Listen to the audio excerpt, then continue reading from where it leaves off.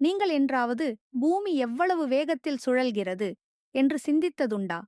சொல்கிறேன் கேளுங்கள்.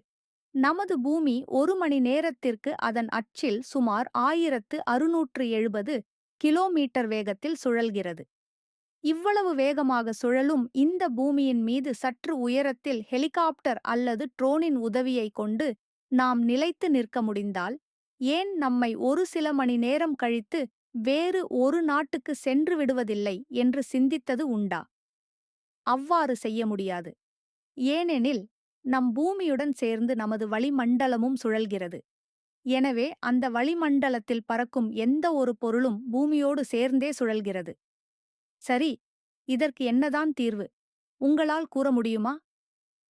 ஆம், நீங்கள் கற்பனை செய்த மாதிரியே ஒரே இடத்தில் நின்று கொண்டிருப்பது சாத்தியமானாலும் அது சுமார் 35,786 கிலோமீட்டர் உயரத்தில் ஜியோஸ்டேஷனரி ஆர்பிட் தான் நடக்கும்.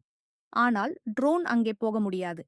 ஒருவேளை கற்பனையாக ஒரு ட்ரோன் 35,786 கிலோமீட்டர் தொலைவு மேலே செல்லும் பொழுது, அங்கிருந்து ஒரு நீண்ட கயிறை கட்டி தொங்கவிடும் பொழுது, அதை பிடித்துக் கொண்டோ அதில் உட்கார்ந்து கொண்டு நம்மால் பூமியில் வேகத்திற்கு ஏற்ப நம்மால் பயணம் செய்ய சாத்தியமாம்.